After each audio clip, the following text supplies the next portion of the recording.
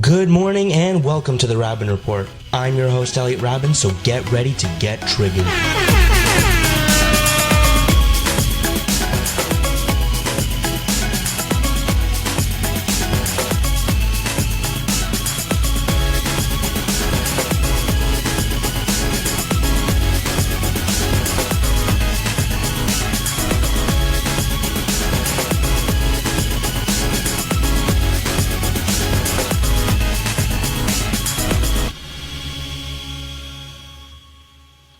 Hello and welcome to Season 4 of the Raben Report. I'm your host, Elliot Raben, as you might have heard in our intro. And with me for the first time in 2018 is my expert panel, Marshall, Adam, and Daniel. How are you guys? Doing well, good. Doing well. Great. Very good.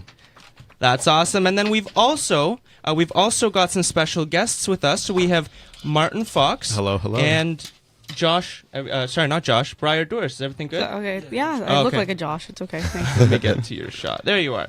There's Briar and Martin, so thank you guys for coming on the show today. Yeah, the monitors in there, unfortunately, are not working. Oh. But that... it's for the best. Anyway, so to begin, as per Spirit Live rules and regulations, all opinions expressed are not those of Ryerson or Ryerson faculty and are only those of the individual commentators. Viewer discretion is advised. Now, we've got a jam-packed show for you guys today, but I do just want to take a minute before we start to clarify something. This show was created with the idea of having safe yet open discussions on subject matter that can be quite controversial. My guys and I, we all come from different backgrounds, culturally, religiously, and politically. We love to talk and learn from each other. From not only each other, but from you watching on Facebook.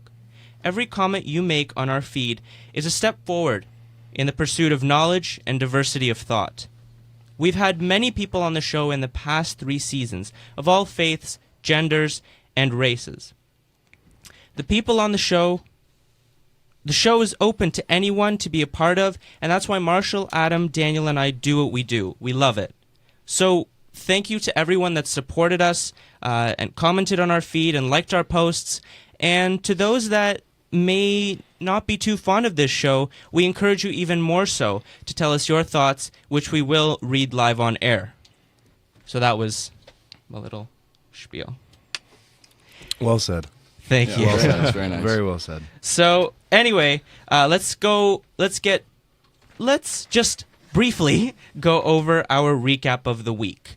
So we'll begin with New California. What do you guys think about that? Tell our viewers what you think about that. Briar and Martin, you're welcome to jump in whenever you'd like. I mean, it's something that we've seen before a few times. We've seen the Cascadia movement, and even before that, the Jefferson movement, and it always seems to be the Pacific United States. I guess that California is kind of a anomaly. It's got Los Angeles in it, and it's got San Francisco in it, which are 2 cultural hubs that can be rather divisive, especially Los Angeles with Hollywood and it being the center of the universe culturally in a lot of ways. And I think that can cause a lot of polarization, I suppose. And I suppose that wasn't the issue when we're talking about Jefferson. I think the movement to create the independent state of Jefferson was quite a long time ago. It might have even been in the 1800s, where they wanted Southern Oregon and Northern California to become their own state. And it's something that's going to be in the news for a little while, I'm guessing. It's something that's kind of exciting to think about, but something that's not really going to go anywhere. Yeah, for me, this is just a PR stunt, if anything. To change borders in this day and age is incredibly difficult. It's just... like right after Trump got elected, California wanted to secede from America. This is essentially the same thing. Like I don't like it's just for me it's a joke, and it should be a joke for everybody else.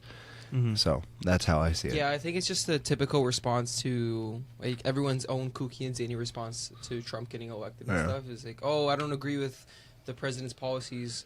let's make our own state. That way we can like be rulers of our own kingdom. so Yeah, to speak. exactly. But then again, I understand it because like this new version is like New California is supposed to represent like the rural community, which doesn't get a vote because it's like there's a lot of democratic power. Mhm. Like so there's a lot of power like for Democrats. Like, Mhm. so many seats and powers there is owned by them instead of the Republicans. So I would see the Republicans would be interested in this as a way just to get more power in Congress and in the Senate and stuff. So Yeah, yeah, that comes down to the whole.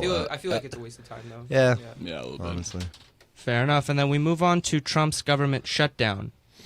So that was actually requested to us by Justin Nero on one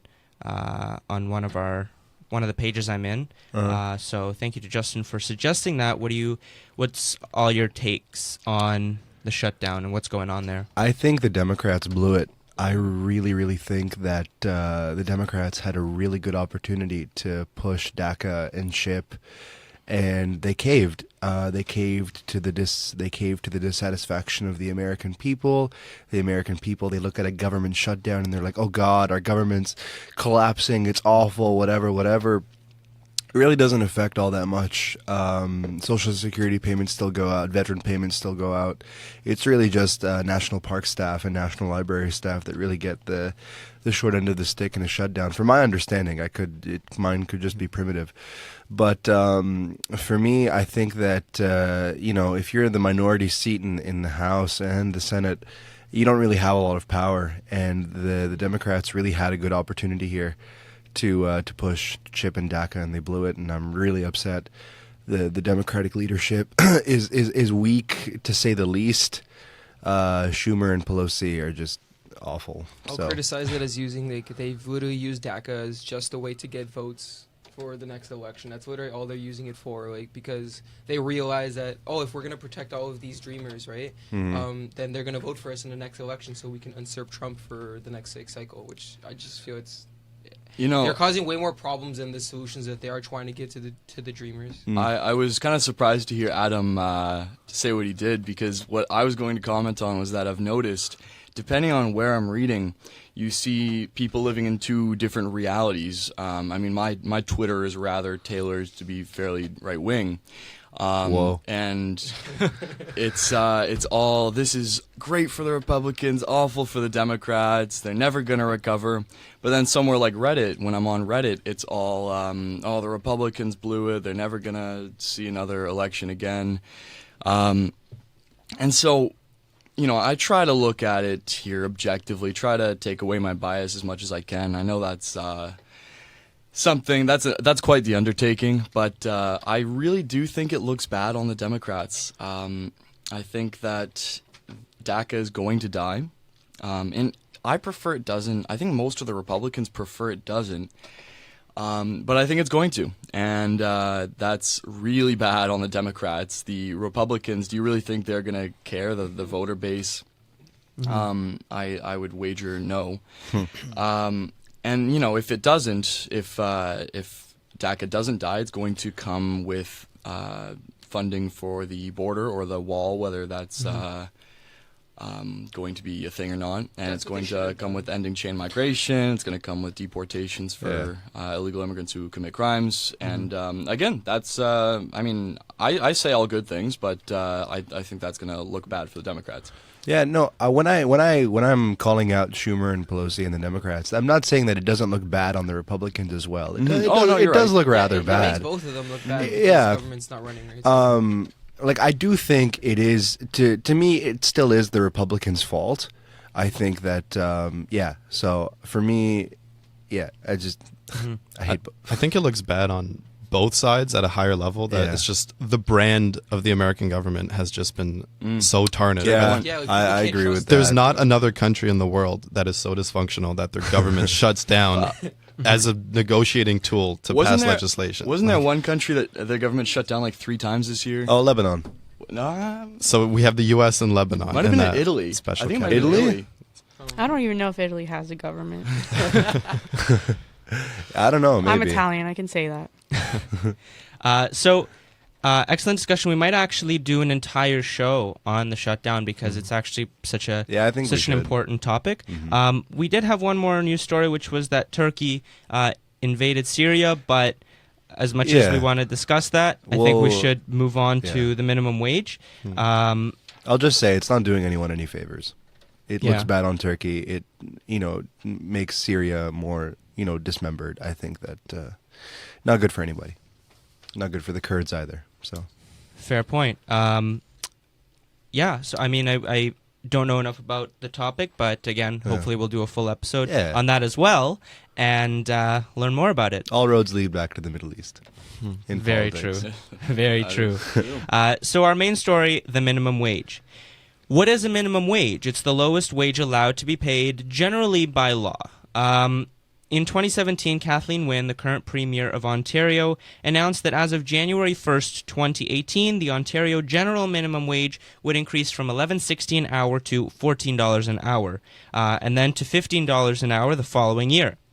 The move has both been highly applauded and fiercely criticized. Today, we see what our panel thinks. Was it the right move or not? Before we start again, remember we are live on Facebook, so you can comment and tell us your thoughts to have them read live on air. So without further ado, the first question, why was the minimum wage increased in Ontario? Well, I mean, this may sound a bit cynical, but because Kathleen Wynne is going to lose the election and she needs a big shiny ball to throw into the unwashed masses to make her look slightly less awful. I don't think that's the only reason. Well, I mean, I do think that's where I think there is an aspect that is just economic reality that $11.60 an hour is not enough to have a decent standard of life. And seeing as corporate profits are at an all-time high, seeing as the economy is actually growing the fastest of any province, I believe, in Ontario, I think it's just about rebalancing the economy somewhat so that labor actually has a fair rate of compensation. What do you think of that? Excellent point. Yeah, for me, I agree with pretty much all of what Martin said. For me, I do also think that the timing of the raise was coincident, coincidentally, for the election. I think it does make Kathleen Wynne look good. To say that it doesn't, I don't think that. Yeah, there's no way they could have done it up until now, and they chose to do it 6 months before an election. As if they didn't think that over, be like, oh, this is actually a good strategy, to help them. For me, I think it helps. There's this whole perception that the minimum wage, just affects majority. Teenagers and just people, in summer jobs and part-time jobs. No, the majority of people on minimum wage are people like single moms and different things like that. And I think that a $14 and soon to be $15 minimum wage gives those mothers and working class families some dignity and some purchasing power. That I'm gonna interject here. I work retail right now, so minimum wage going up affected me. It's fine.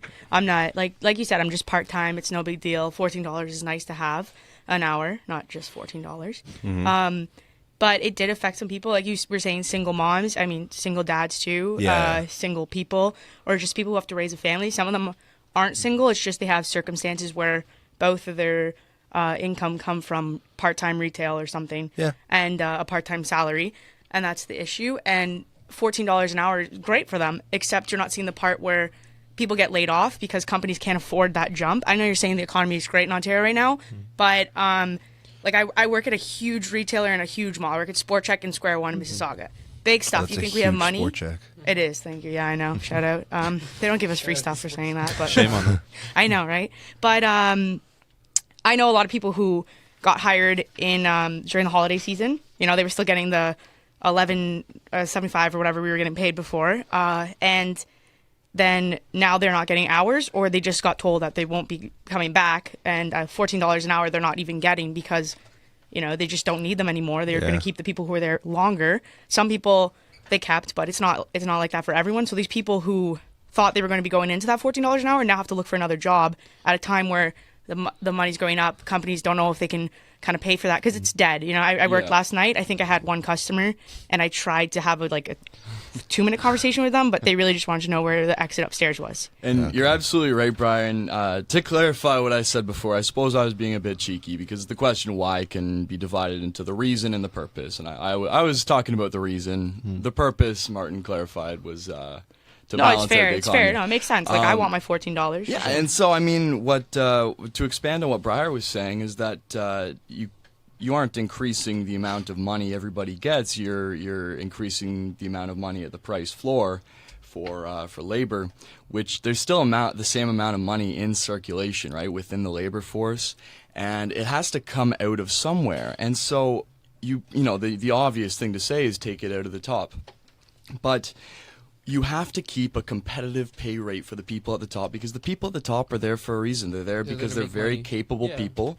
They're there because they are very industrious and conscientious and probably not the most agreeable and really don't care what people think of them because to be a good boss, you really have to be an asshole. And not everybody has what it takes to be doing what CEOs and shareholders who are often in other positions of power do. And if you aren't offering them a competitive rate, if you take off, I don't know, $25,000 a year or even $8,000 a year from what they're making, they may go somewhere else where the company isn't going to take that money off of them. That's fair. I just have to put this in because I didn't say in my last thing, which is the biggest point I have actually. I was making more than minimum wage before because yearly you get a raise. I'm going in my 3rd year working there. And now that we all get $14 an hour, I just get $14 an hour. And it's so I unfortunate. should be making more. Your labor is clearly worth more than $11.60 an hour. Some labor is not worth. But I should be worth more than others. Not to say, I mean, I don't really care because I'm kind of like whatever. Like you said, part-time, it's all good. But, you know, they didn't give those people who were making more. So we're all back at the same thing. You got those raises, so because your labor is worth more than the people who didn't get raises, right? Yeah, but now I'm at the same. Yeah, that doesn't make it right. That doesn't. I think that you need to give the market a little bit of time to adjust. I think that I don't think it's right that you're now getting the minimum wage when you had $14 an hour. But you know, it's still month 1 of the minimum wage increase. That's fair. And I think that's a really important point. So Marshall mentioned that there's the same amount of money within the labor force, but my understanding is that in the immediate term, so in the very, very near term, there might be some job losses as sort of employers sort of have a knee-jerk reaction and say, for example, with Tim Hortons, right, where they just slash benefits as soon as the minimum wage. I was actually gonna ask about that, but go ahead. But I think, from my understanding, and I don't have a PhD in economics, but if you expand the time frame slightly, then the additional purchasing power that the average consumer is now going to have. So all these people working minimum wage who all of a sudden have an extra 10, 20% of income in their pocket, they start spending that, right? They go out and they buy new shoes, they get a new car, whatever they want. And that actually will start to create sort of that cycle of growth again.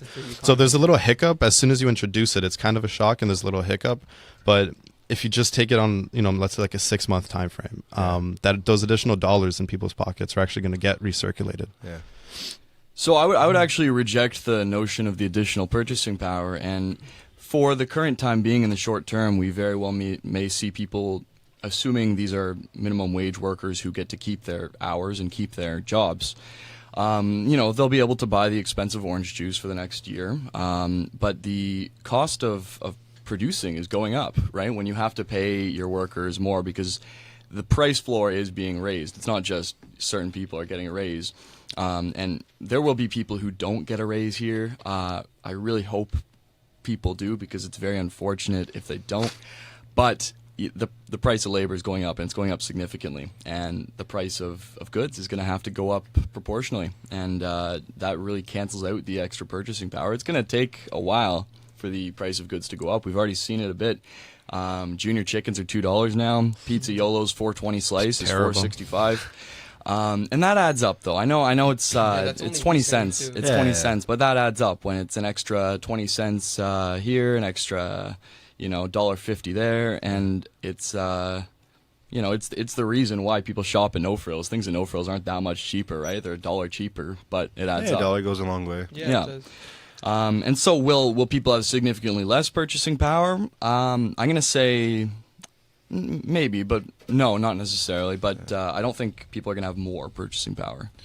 Daniel, what do you think? I think like taking in everyone's information and stuff. Like I also do work retail, like recently stuff. So, like, it's like okay, because on top of that, like you're making commission too, right? So like that is like it does give you a bit more purchasing power for that particular job if you're working in retail. I don't make commission. Right, that's what I'm saying though. It's some people do, some people Yeah, don't. Right? So yeah. I do work in retail, and some people don't, unfortunately.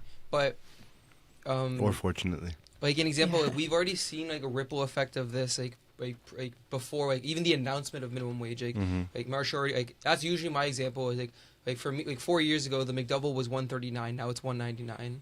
That was a $5 combo thing, right?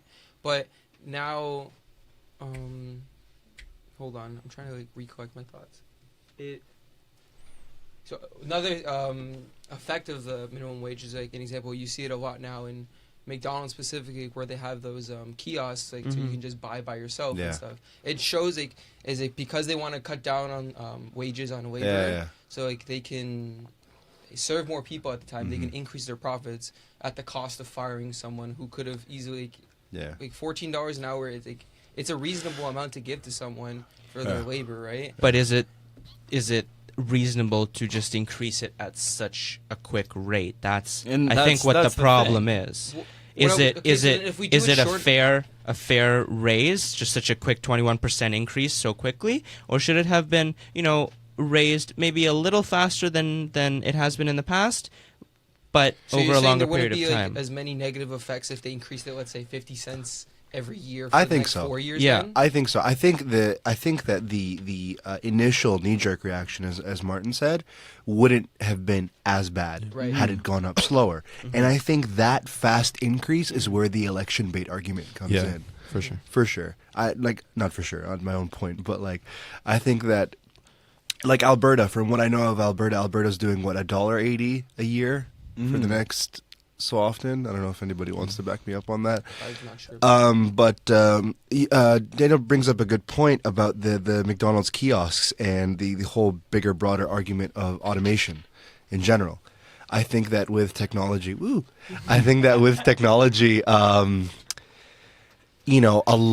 going to see a lot of jobs, especially in Ontario, being automated. And I think that That's the problem, though. yeah, and I think that paying the remaining people that you cannot dispose a livable, decent wage isn't such a bad idea. Amen. It just has that.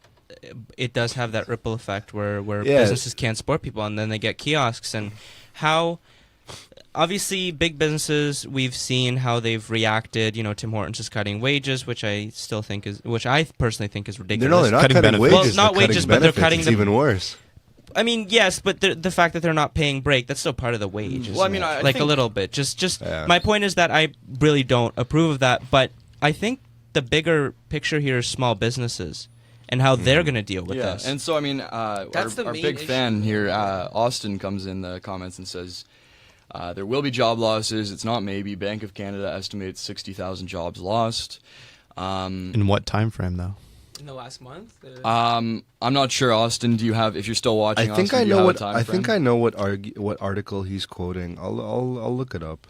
And I know, I've read the article, and I haven't. I don't have the specific time frame on the. I mean, if we lose on mind right now. if we lose 60,000 jobs in the next couple months, but over the course of the next year or the months after that, we actually gain a higher amount of jobs.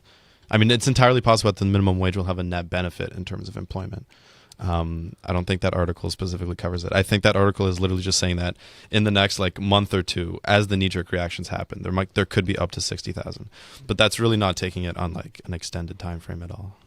Yeah, that's true. so by 2019 is what the article says, is that 60,000 job losses by 2019. And I mean, that brings me to... And so is that going to help in the long run? 60,000 job losses? Is it going to create more jobs that are in a different sector, for example? How's that going to go over? I think once the market adjusts, these people that had lost their jobs will either get the jobs that they had, or move into a different line of work. Like it's not like employment just moves around. It's like if you look at an example of Seattle, I think unemployment went up by 0.1% a year after their minimum wage increased, and How big is that city though? Like, it's a pretty big city. That 0.1 increase that actually causes enough effects then? Like, From the article that I read, I don't remember the specifics, but it wasn't that bad, really. But that 0.1% increase could just be a natural market effect. If the minimum wage had not gone up, unemployment goes up and down as the economy changes. So I think that the amount of jobs being lost in the long run will not be that high. That's my. Well, I think that job loss is going to be inevitable as we continue here, because when the cost of production in general goes up, what we often see is it balancing out. Because, for example, let's say the cost of production of plastic, or the cost of plastic in general, goes up. That means that businesses that use plastic have to cut corners, but the businesses that sell plastic and manufacture plastic, they can hire more. However, wages are not a product, and wage increases really increase the cost of production across the board while making it cheaper for nobody. Like, it forces corporations to fire people. It can only cause jobs to It doesn't go down. force them, though. I think corporate culture yeah. plays a big role here. We can look at other countries, for example, Scandinavia, France, where the minimum wage is really, really high. And like in France, for example, people get 5 weeks paid vacation. Like, there are countries around the world that treat workers really, really well, and they have really strong, pro-labor legislation.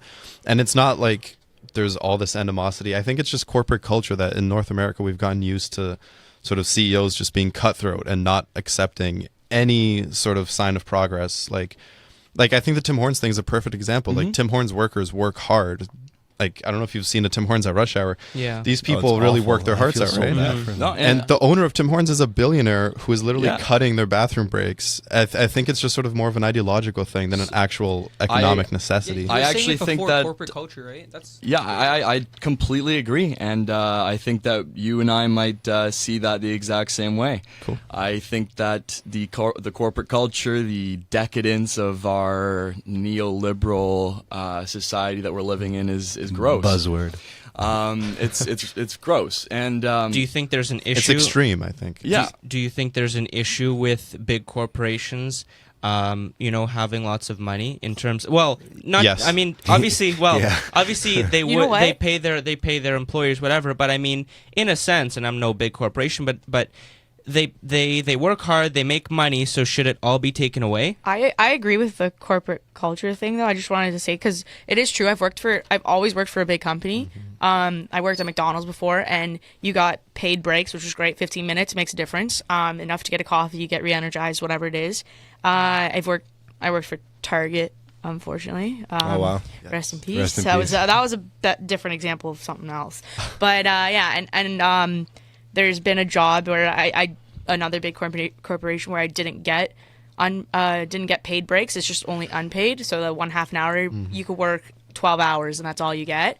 And it's like, this company has the money to give you that regardless. Like, this is before going into this wage, it doesn't increase. It doesn't even matter about that. It's just the company has always had the money and still has that money as well. And I see that. And like, I know what you're saying there. So I do agree with that. Like, they're sitting on money and.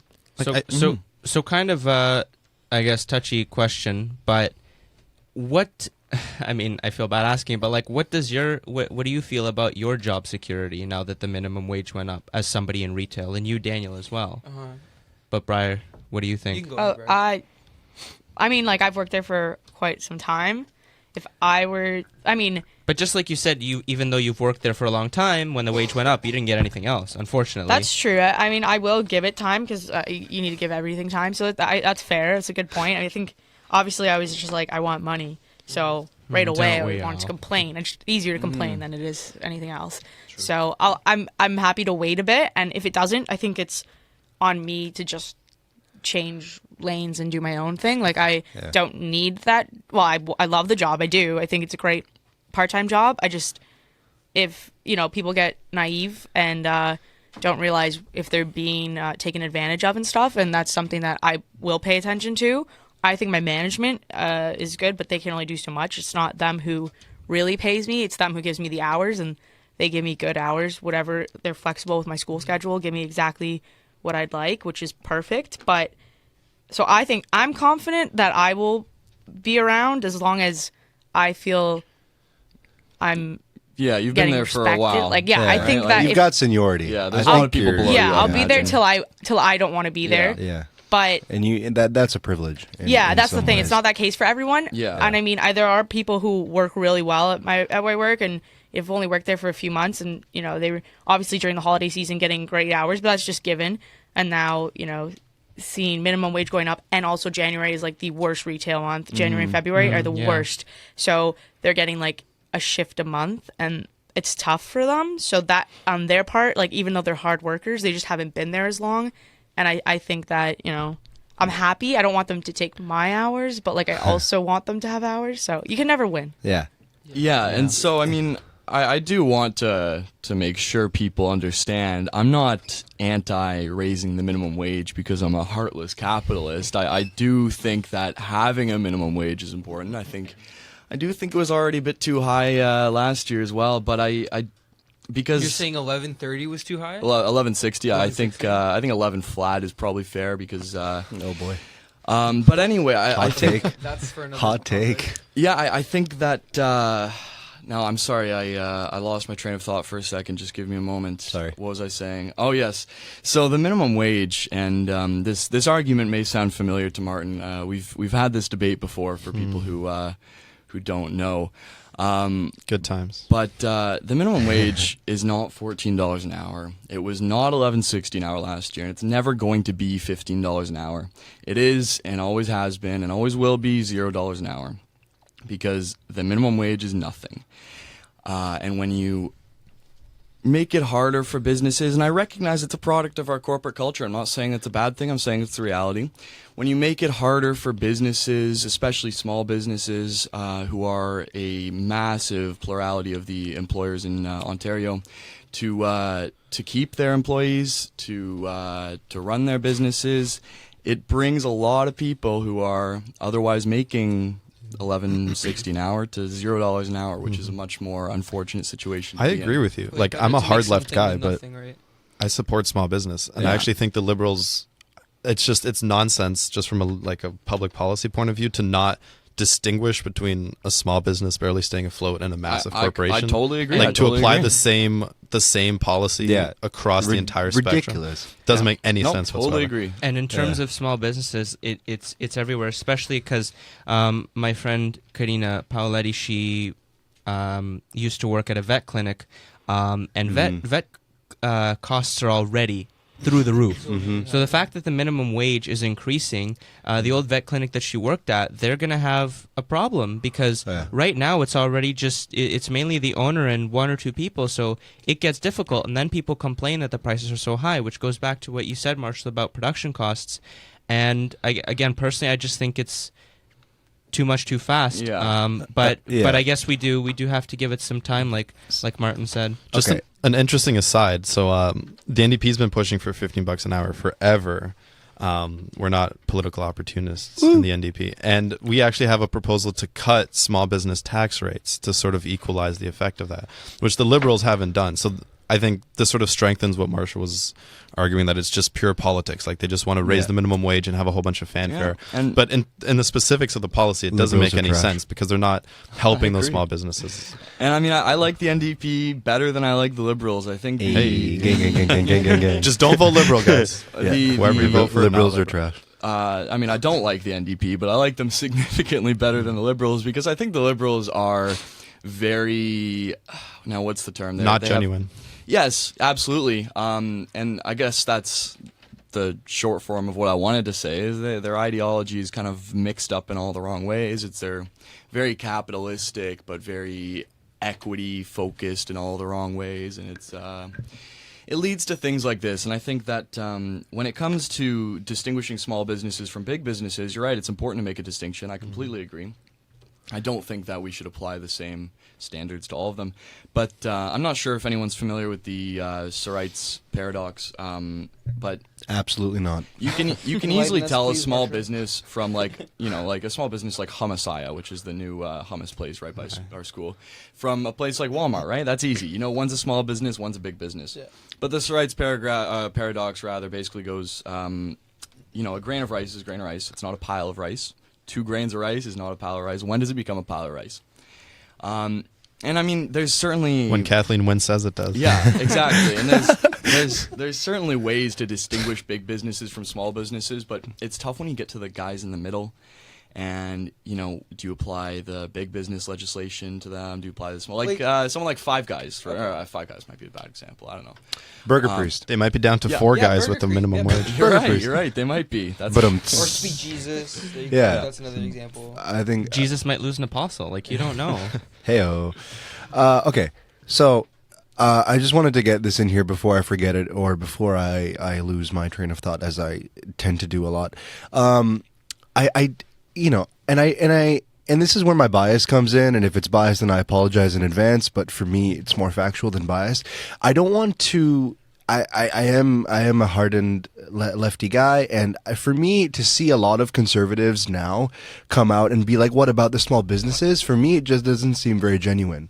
To me, I don't believe that the conservative side of the aisle has always cared about small businesses with Right. their different legislation. Right. And when they see the minimum wage go up and they're like, what about small businesses? Like, give me a break. No, you're right. You've been in power so many different governments, so many different times. You had all the power to change Could've done legislation. this earlier. I You know. could have done this a lot earlier. I mean, unfortunately, in Ontario, we've had to deal with Mike Harris and Ernie Eves. Worst premier we have ever had. And there was certainly elements take, of, hot take. of Harris that I liked, but overall, I think that he was the same, just neoliberal. Everybody's an economic unit that kind of creates this gross, decadent culture. I mean, I have to say the conservatives that I don't like are the loud ones. They're the annoying baby boomers and baby boomer-esque people Buzzword. who very well, they don't have to be baby boomers. They can Yeah. be 21 years old, but they might as well be. And that it's particular perspective they have. it's towards- unfortunate. It's very articulate. unfortunate that we have to deal with that, and that it's left a very bad taste in the mouths of people. The word conservative, and we have another comment from Austin, and it's a doozy. I'm going to try and sum it up here. And he basically says the average small business owner has a salary of $54,000 a year. Average hours of staff is 25 hours a day, multiple staff per shift, from $11.40 an hour to $15 an hour. That's an increase of $3.60 an hour. Multiplied by 25 is $90. That means the average business owner needs to pay an additional $90 a day. Without an increase of traffic to the store, you've got to multiply 90 by 365, and you get a nice $32,000 in extra cost that business owner has to pay. And if that business owner is making $20,000 a year, which is less than minimum He's wage, doing the math and how much small Yeah. businesses need to pay. So I mean, if But like what, That's a little 306 speculative, I That's think. that's such a that math is not. Like, I well, don't he know. brings up a good point. Because, Well, no, what I'm saying is and like I'm not saying it's multiplying airtight. it by 365 as if we're gonna have a worker there every single day. You're gonna have No, a no, certain but amount of you are workers. going to have workers right every day. But what I'm saying is the math isn't there enough. So I like, think the understand- math is fine. I think that the Like, it's exact a math decent isn't- example. I think the implications I of the math think. are not airtight, but he Right. has a very valid point because it is going to be a significant The cost. point, his point being though is, with the minimum wage increase, it's just it's gonna create such a burden for the small business owner, right? Mhm. Yeah. We've already seen small business owners being completely violated by the King Street Pilot project, yeah. pilot project, right? So it's like they already have in these Small particular- they have businesses, so much to think about already. especially nowadays, and there is like this sort of hipster resurgence, but small businesses, especially nowadays, struggle to stay afloat in general. Yeah. Even if it's a franchise that's owned by a family. right. So I think that, in terms of the minimum wage being the death of small business is wrong. I think that we just need to give the market time. If more people have more money, they can incrementally raise prices. Like it's the way things go. If not with inflation, then with more money in people's pockets. That means they can pay more for things. But on top of that, there's a whole argument here, and I know that conservatives don't, or some of them, I don't want to generalize, but I know that some conservatives don't consider this an argument, but for me it is an argument. You know, when you see CEOs of companies making like 90 times more than their lowest paid worker, It's like 300. or 300, and they're making something like $3,000 an hour and different things like that, there's a much bigger problem. And we did touch on it earlier a little bit with the broad sort of It's more topic of an ethical of issue, it, right? that's the thing. That's where I'm and, thinking and that's where like the lefty, you know, loving person in me comes out to be like, you know, there is this issue here that CEOs are making way too much, and like I don't want to, you know, come out, you know, I'm just gonna say it. You know, for me to see CEOs just to take a little bit of a pay cut, maybe make not 300 times more than their lowest paid worker, a lot of this slack from the minimum wage increase could be alleviated in a heartbeat. Here's my thing about it, though. Like an example, we just Briar already mentioned that you used to work for Target. Like, how was that? Was that kind of shitty? Actually, be honest. Like, did I'm you not like gonna it? lie. It was probably one of the best places to work Damn, at the okay. time in Right. retail. But again, I was like 18, Mm-hmm. 19. So for me, it was just as long as I'm showing up and my friends are there, whatever. So it's a good time. Okay. But like there were enough customers. But again, it was because of the CEO that we ended up closing. And there's people who part-time, full-time, that was their life, and they There you go. relied on that. That's the point where I wanted to go back to. Like, people enjoy these jobs. Like, Target was only here, unfortunately, for like what, a couple years, maybe. Right, Two, yeah. yeah, Sellers like 2.5 was here years. for years, right? So when they closed down, the CEO's got a severance package. Sears is about to close down. They're gonna get a severance package. Actually, they here. just all shut down. Yeah, I they know, didn't like- get a severance package. No. What I'm They saying is didn't. the CEOs did. Did The they? CEOs did. My point being is that workers did not get enough in comparison to the time that they've been working there. Yeah. Someone who's been working retail there 30 at Sears years. for 10 plus years. Yeah, What do and they they get receive? nothing. Yeah. CEOs They got are getting nothing. millions of dollars. Actually, that's a good point. So there's a Target that was near my high school, and there was a big story about one of the construction workers building the Target actually got killed there. So he cost his life, and 2 months later, the CEO decided he wanted money and shut down. I know that's not like he didn't do it specifically because this guy got killed, but like they didn't give it a shot. The work that was put into these places, like I didn't like build the Target, like the walls and stuff, but like Yeah. I put the fixtures together. I had to wear a hard hat at No, some you point. invested. And then I in took that it down Target. and literally sold the fixtures that I had put up 2 years ago. So Yeah, it it's was like kind of all like that- I put my time in there, and It's all gone for nothing Yeah. almost, right? just because some billionaire was like, yeah, I want a little bit more money, but the person who, like me and the others who built it and took it down, Like if got me- nothing. Like for me personally, like if I had the iron fist, I would make like a reasonable portion of that severance package that the CEO get would be given out, distribute.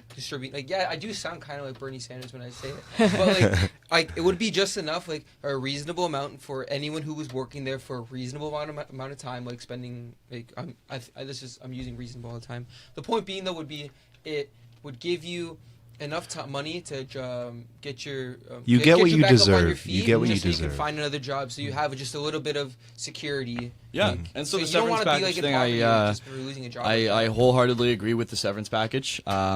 Don't have any disputes with that at all. With the CEO pay argument in general, I don't have a moral or an ethical disagreement at all. I have a disagreement with the real world practicality of it, Right. applicability of it, because The Tory in me think that's like disgusting, though, right? Like, it's like, how could you do that for the free and market? so I mean the thing is, it's you can't cut their pay, and it's not that I don't want to. It's not I think it's wrong to cut their pay. It's that when you cut their pay, they're going to go somewhere else. They're going to go to the place that's not cutting their pay, Right. Yeah. or they're going to go to the States, or they're going to go to Australia where Let their pay them. is Or not. Yeah. Well, then we experience, and we're already experiencing it with doctors and with engineers, Yeah. a Leaving, drain. right? Yeah. The brain drain argument is It's actually not that Not true. as A lot of bad. doctors prefer the Canadian. There was this great documentary. I didn't watch the whole thing, but a lot of doctors who tried to do the brain drain thing ended up coming back to Canada because they literally the infusion of capitalism Yeah. into the provision of healthcare services was so disgusting to them that they ended up coming back to Yeah, Canada. it- They're like, I can't keep turning people away because they don't have money. Like, it just makes me feel sick. And they came back to Canada where we're all nice and lovey-dovey. And I Just, suppose um, that would, in big part, have something to do with the personality traits that Yeah. get people to go into medicine. Yeah. I think when you look at something like engineers and CEOs, like I said, it takes a certain personality Yeah. combination of traits to do that, to do a job where you often are robbed of being able to raise a family and being able to have a normal life, and waking up at 4 a.m. and having to tell a client that you're very excited to hear from them. And I feel like they're the kind of people who are maybe a bit lacking in empathy, typically. You have to be a little cutthroat to exactly. be a you big have business to guy. have that low agreeability to do well in the dog-eat-dog world of business, and even in something like engineering. I mean, you'll be making $90,000 a year as an engineer no matter what, but the engineers who really want to excel there, they gotta be cutthroat. But here's the thing, though. Like, I think that would be the criticism I would have of the capitalist system. Like, I would prefer it, because God forbid if we ever become a communist state, because that would just be the death of us all. But the point being would be, like... Wrong. Yeah, but no, like... the point would be, like... at what point would the government have to intervene into capitalism, and how, like, it would be just an abuse of capitalism, which would just keep, like... the 1%, it would keep them there, and there's no opportunity for us to like go higher than that. Like, yeah, you'll be making a decent amount of money if you do go into a STEM field or in business or anything like that. But at what point is like do we not care about like other people or stuff? Like, isn't that Canada the Canadian government's job to protect people? Like, that's like a one move like that minimum wage would Like do. To improve the quality of life for all Canadians. Yeah, I just think that ties into the last question I want to ask, because we are running out of time. We got about 5 minutes, which is and very quick answers, but what does the future look like for the province of Ontario? Briar, I want to start with you. I don't know. I wouldn't have started with me, but I guess interesting. I'll just leave it at that. I don't. Do you want us to come back to you after? Yeah, sure. She'll take a pass. I'll just feed off of all your ideas. Martin? The future of Ontario is great. We're going to have an NDP majority as of June 7th, and we're going to have a $15 an hour minimum. Hot take. Bet your bottom dollar on it, boys. We're going to have a much more prosperous province, and prosperity isn't just the naked pursuit of wealth at any cost, regardless of social outcomes. Prosperity means harmony and balance and reasonableness, which I really like that word. We're going to have a much more reasonable society in the future. So we have a government that, for whether it's for political reasons, which it probably is, or whatever reason it is, they're starting to introduce some reforms in the labor market to make sure that people have a little bit more dignity in their day-to-day life at work. That's a tremendous step forward. I think it's really like we're getting a little bit off the rails in terms of inequality when we have CEOs making 300 times what their workers are and stock markets at record highs, and yet people literally cannot, like, there's like food insecurity in the city of Toronto for a lot of kids, right? We've gotten out of balance, and I think that... Yeah. I think that this is, the liberal in me, I think that, the balance that Martin's talking about comes from center, left wing majority governments. I think that, I hope that we'll have an NDP majority. Fingers crossed. Fingers crossed. I do not like the Liberals. But regardless of who wins in June, I think Ontario will be fine.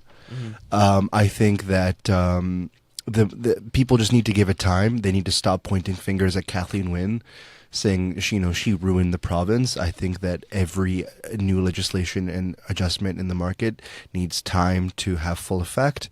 And I think that while in the short term, small businesses or medium-sized businesses or franchises will take a little bit of a hit, with enough